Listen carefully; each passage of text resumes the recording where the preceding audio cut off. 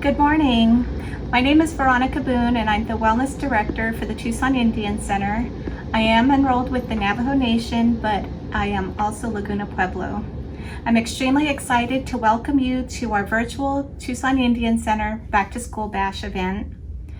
Summer's coming to an end and now it's time to return to school, which is a fun time to catch up with friends, to learn and grow in new areas of information and education. And education is also a building block on which future education degrees can also lead to a better way of life. We have a super exciting event planned for you. We not only have our wellness department here, but we also have our health services department and native SOAR from the University of Arizona that will be giving brief video presentations on a wide variety of topics. This will help to prepare you for the new school year. Our topics today include bullying, immunizations, COVID-19 safety, tobacco education, the importance of education, self-esteem, healthy breakfast, lunch, and snacks, monkeypox. And so as you can see, we have a wide agenda, and we hope that you have a safe school year. Welcome back, and thank you.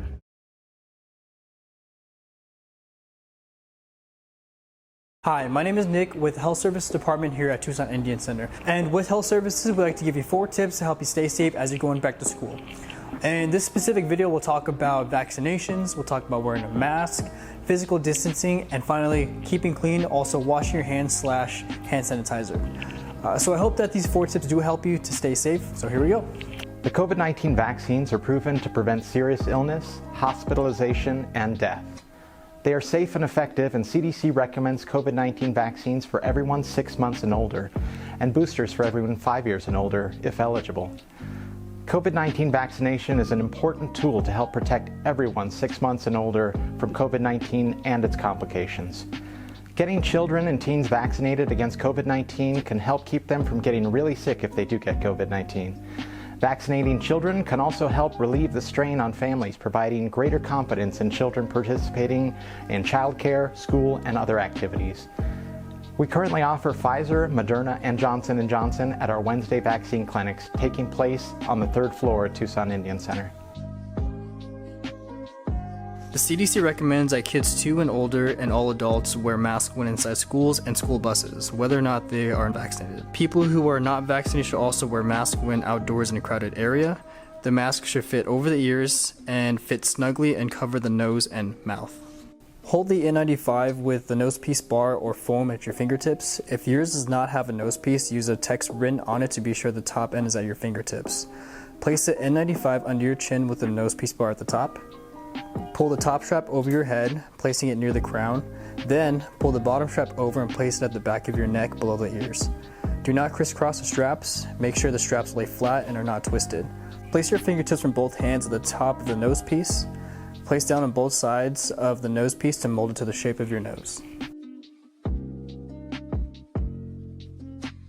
In elementary school, CDC recommends all students remain at least 3 feet apart in classrooms where mask use is universal, regardless of whether community transmission is low, moderate, substantial, or high. In middle and high schools, CDC also recommends students should be at least 3 feet apart in classrooms where mask use is universal and in communities where transmission is low, moderate, or substantial. Middle school students and high school students should remain at least 6 feet apart in communities where transmission is high, even if cohorting is not available. Cohorting is when groups of students are kept together with the same peers and staff throughout the school day to reduce the risk of spread throughout the school. This recommendation is because COVID-19 transmission dynamics are different in older students. That is, they are more likely to be exposed to SARS-CoV-2 and spread it to other younger children. To prevent the spread of germs during the COVID-19 pandemic, one of the most important things you can do is wash your hands. To do that, you wet your hands with clean running water, then lather your hands by rubbing them together with soap. Lather the backs of your hands, in between your fingers, and under your nails. And if you're wearing jewelry, move the ring or jewelry around so that the soap will get underneath it.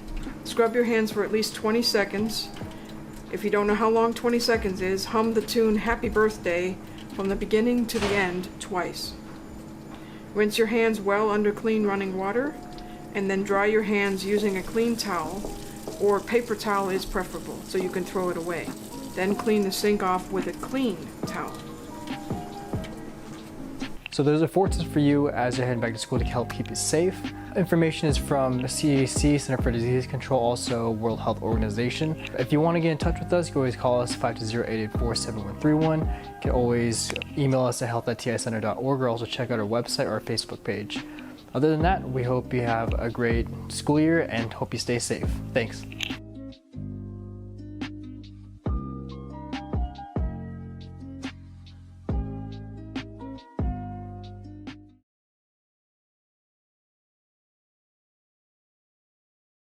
Vaping Facts by Miraea Garcia.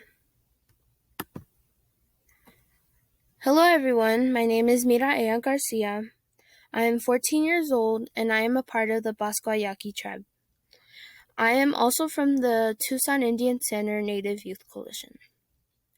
The purpose of this presentation is to educate and enhance the understanding of vaping and smoking dangers for youth.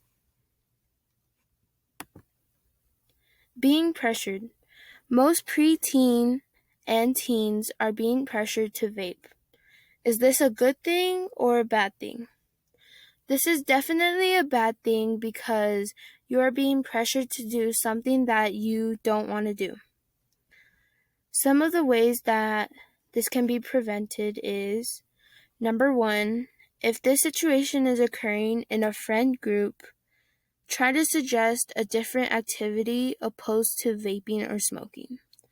One activity that you can suggest is to play a game like Uno. Number 2, try to give them the information that you know about smoking or vaping to help them know what toxic ingredients are in what they are smoking. This can be very useful to that person who is vaping because they might not know the very dangerous and deadly chemicals that are in what they are inhaling through their bodies. Number 3, simply and politely say no. Data you need to know. In 2018, 41.3% of 8th to 12th grade students utilize e-cigarettes. As you can see, in 2018, this percentage was very close to 50%, which is half of the 8th to 12th grade students who are utilizing e-cigarettes. 2 years later, in 2020, 32.7% of 8th to 12th grade students utilize e-cigarettes. This is a very big percentage change, which is a good change because this percentage went down 8.6%, which is good.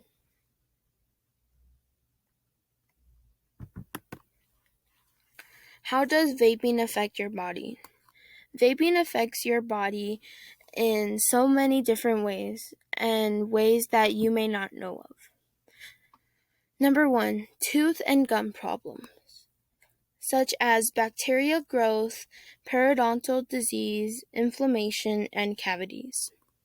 Number 2, nicotine addiction. Vaping can cause nicotine addiction. Nicotine is a colorless, toxic liquid that turns yellowish-brown in air and light.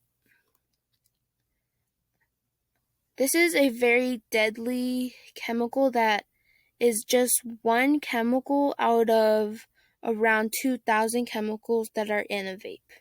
Another chemical or chemicals are cancer-causing ones. This is also very deadly and dangerous. Number 3, rise of blood pressure, such as heart disease, stroke, and heart attack. These are also things that are very deadly and dangerous. Number 4, stomach and intestines, such as causing nausea, decreased appetite, and abdominal pain. This is very not healthy for your body because you have a decreased appetite, which isn't really giving you that mindset to have a healthy body and have food in your immune system.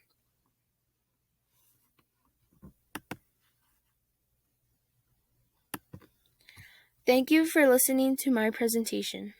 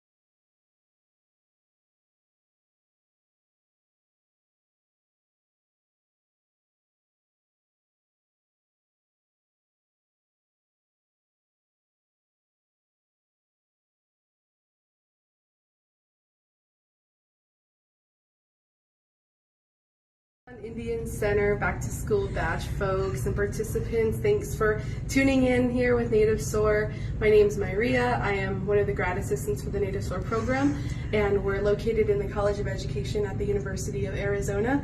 If you haven't heard about our program, what we do is we have a multi-generational program where we work with students from all ages, from K through 12 to undergrad college students and professional students.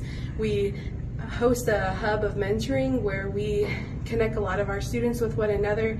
Throughout the semesters, we connect our undergrad college mentors with a student in the community to work with them with whatever they need help with, whether it's with tutoring, with school, with life after high school, or even the transition from middle school to high school. So we do a lot of different stuff based on our students' needs, and we work with a lot of the indigenous youth in your local Tucson area, and also we've recently expanded remotely, so we're practically everywhere now.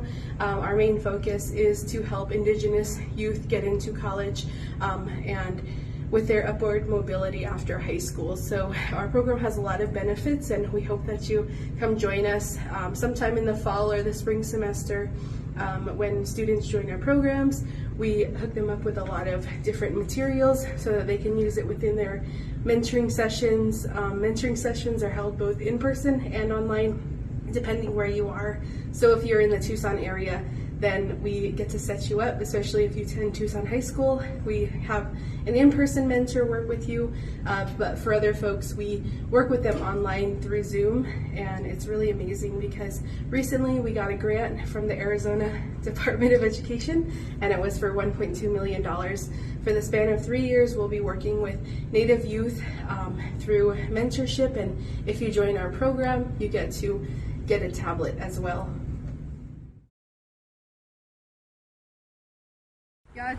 Maria Sherman Yidishya, Lizapana Nishle, Toglini Bashashin, Vivatoni Dashache, Otto Todachini Dashanella, Tonaheli Danasha. Hi everyone, my name is Maria Sherman, and I am one of the graduate assistants for the Native SOAR program. I am Navajo, and I'm from a small town called Tenalea, Arizona, which is located on the Navajo reservation. Growing up, I went to Tuba City High School. I attended all of the public schools in Tuba City, and after graduating, I decided to go to the University of Arizona for my undergraduate degree, which is a 4-year degree.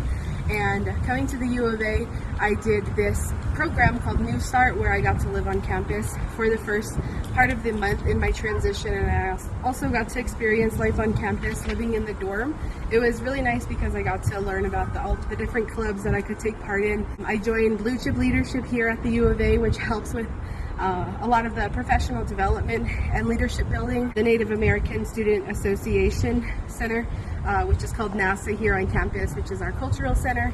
In addition to that, I joined the ASEMS program, which is Arizona Science and Engineering and Math. It was also a part of the InMed program, which is Indians into Medicine, when I was on my medical route, part of the Native SOAR program during my undergraduate years, where I signed up for the course HED 397C, where I got paid to mentor. It really helped me out throughout my college journey and helped me pay a couple of my bills and fund my food throughout college. It was really nice, and I got the opportunity to be recruited to be a part of the Native SOAR program as an instructor, which is a graduate assistant. With this, I wasn't sure of what I kind of really wanted to do after graduating with my Bachelor's of Science degree in Family Studies and Human Development. So during that time of my transition, I got recruited by Dr. Amanda Jeremiah and Felice Tagban Gaskin to be a part of this awesome program. And it's taken me a lot of places, I would say. I got done with my graduate, my first degree, my master's degree in higher education. And I got to attend a ton of conferences, and through that upward mobility, I was able to go into my professional education. So right now I am in my doctoral studies for higher education, in my first year going on to my second year, and it's definitely really tough because I went to school on the reservation, and coming to the university was a big change for me. Definitely felt isolated, but for the most part, taking that big leap of faith and getting a lot of different help from my resources, like my family, my teachers, my mentors, my peers, was really helpful. And I just wanted to kind of send this message to let you all know that it's possible to go to college, to get all these different experiences, because I myself, I'm a first generation student, which means my parents didn't go to college. So it's really definitely a blessing and honor to be the first of my family to get my degree. My words of encouragement to you all is to try something new. Always listen to the people who teach you, especially your elders at home, your parents, your teachers, all of the knowledge that you can gain. Continue to learn each and every day, and you can go so many places that you've never been to. And yeah, just want to remind you, it's okay to feel lost somehow, with school especially. So just know that you're strong and you're resilient and you're beautiful Indigenous students, and you can do anything that you set your mind to, and we're here to help you, especially if you come to the U of A. My name is Nessa Nosey. I come from St. Carlos Apache tribe, and I'm currently enrolled into Tohono O'odham Community College, but I fall under St. Carlos Apache College. We are not our own accredited school, so that's just where I'm from in my reservation.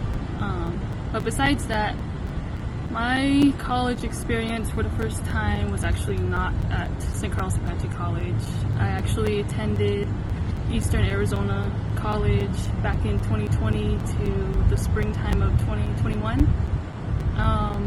It was a bit challenging for me because it was my first year going into college after high school, and I didn't do too good, so I ended up coming back to my hometown where I was going to take classes at, but it did teach me a lot because I also started working at the school too. And for those months that I've been there, for 6 months actually, I got in close with my colleagues, my coworkers, my teachers, and my classmates. And it really brought everything into perspective for me after such a huge failure. Because when I was growing up, academics was everything for me, and just being brought down to that part was the hugest challenge I've had to face in my 20 years.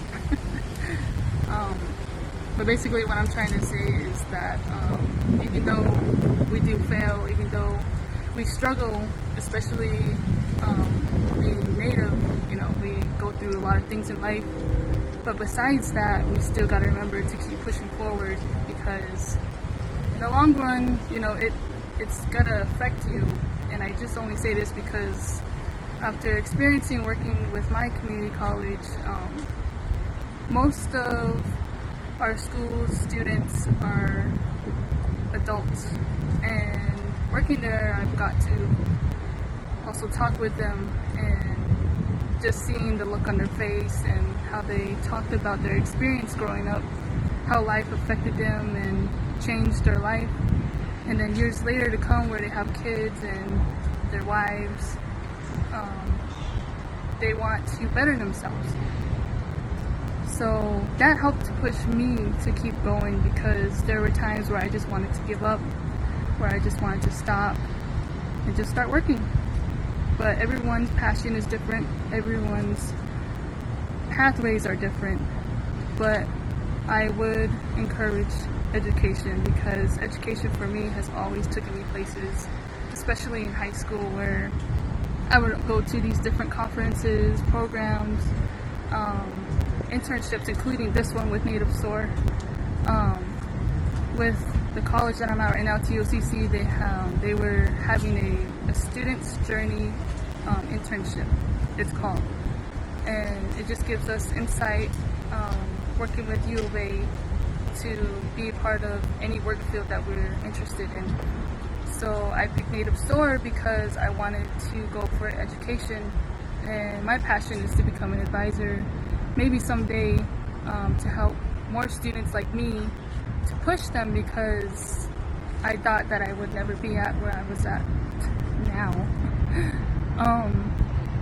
But I think what really helped me to push myself was just listening to, I guess, my elders, the people that were much older than me, giving me their knowledge and their wisdom and experience. And it was just really nice to have that, I guess, support. I do have support from my family as well. I was thankful also that it was also in this school, my workplace. But besides that, this is why I have this sign. And it says, don't forget why you started, because you want to keep pushing, you want to keep going.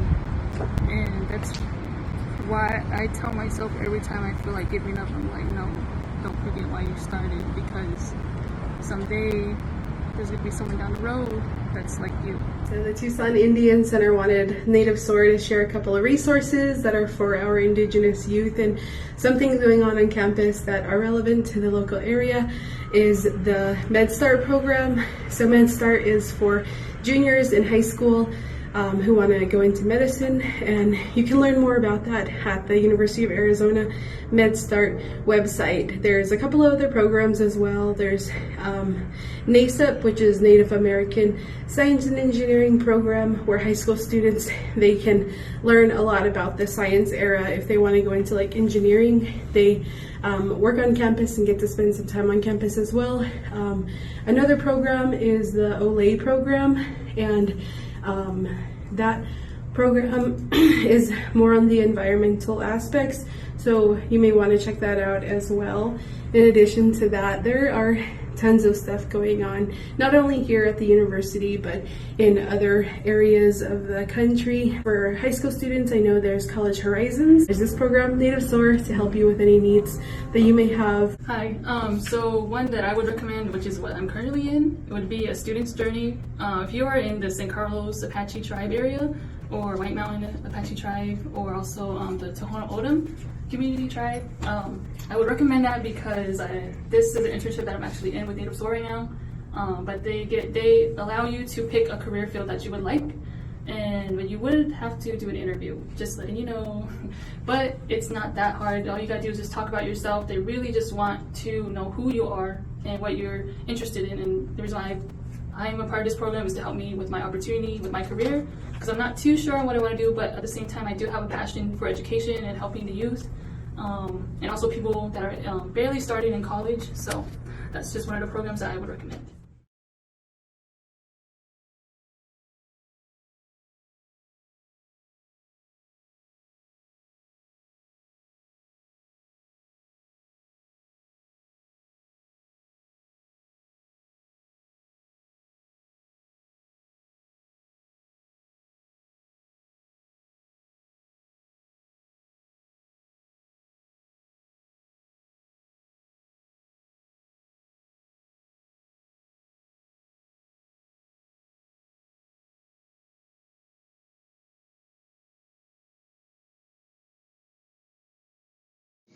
Monkeypox. What is monkeypox? Monkeypox is a rare disease caused by an infection with the monkeypox virus.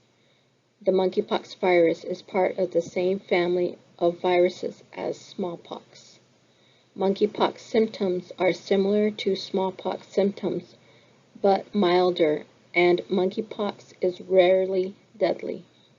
The time from exposure to onset of symptoms is around 10 days.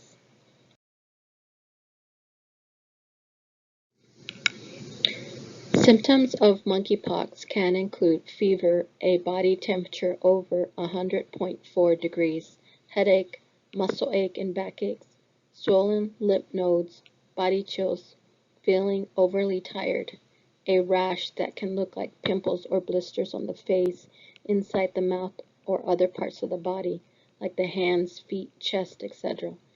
The monkeypox rash goes through different stages before healing. The virus typically lasts 2 to 4 weeks. Sometimes people can get a rash first, followed by other symptoms. Other people only experience a rash. How is monkeypox spread? The virus can spread from person to person through direct contact with the infectious person, such as touching the rash, scabs, or body fluids. It also can be spread by respiratory secretions like direct contact with saliva, handling infected items like clothing or blankets that have been contaminated with the monkeypox virus. It is also possible for people to get monkeypox from infected animals. Monkeypox can spread from the first day of symptoms to the last day of symptoms, which is usually between 2 to 4 weeks. Prevention of monkeypox. Avoid close skin-to-skin contact with people who have a rash that looks like monkeypox. Do not touch the rash or scabs of someone infected with the monkeypox. Do not kiss, hug, cuddle with someone with monkeypox. Do not share eating utensils or drinks with a person who has monkeypox. Do not handle or touch the bedding, towels, or clothing of a person with monkeypox. Wash your hands often with soap and water or use hand sanitizer. If you are sick with the monkeypox virus, isolate at home. Do not go to work or school. If you have an active rash or other symptoms, stay in a separate room or an area away from people or pets. Contact your primary care physician. The CDC recommends vaccines for people who have been exposed to monkeypox and people who are at higher risk of being exposed to monkeypox. Treatment. There currently is no treatment specifically for the monkeypox virus. However, because the monkeypox virus and the smallpox virus are similar genetically, the antiviral drugs and vaccines developed to protect against smallpox may be used to prevent and treat monkeypox virus infections. Antivirals such as tecovirimat, TPOXX, might be recommended for people with weakened immune systems.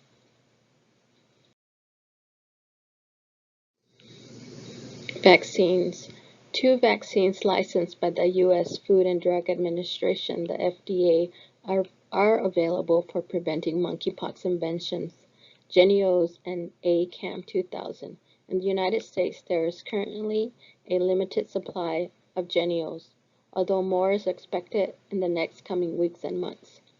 There is plenty of ACAM 2000, however, this vaccine should not be used in people who have certain health conditions like a weakened immune system, skin conditions, or pregnancy. No data is currently available yet on the effectiveness of these vaccines in the current strain of the monkeypox.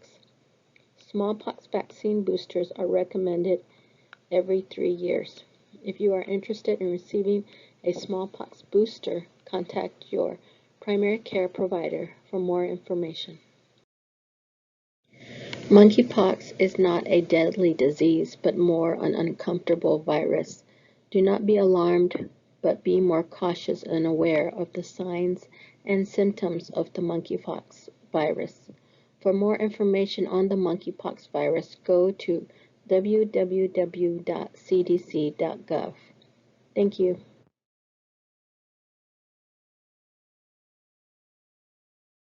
Our upcoming events are as follows. We have our Summerwell Variety event that will be July 29th from 8 a.m. to 4:30 p.m.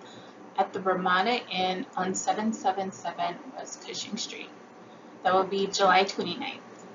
Following will be a free movie night showing Indian Horse on August 2nd, 2022 at the Loft Cinema Theater. And that is located on 3233 East Speedway Boulevard. The first 200 people to show will receive a free incentive as well as a popcorn and a drink per person, one each. We hope that you could come and join these events with us. And that concludes our virtual 2022 Back to School Bash. Thank you for your participation, support, and dedication.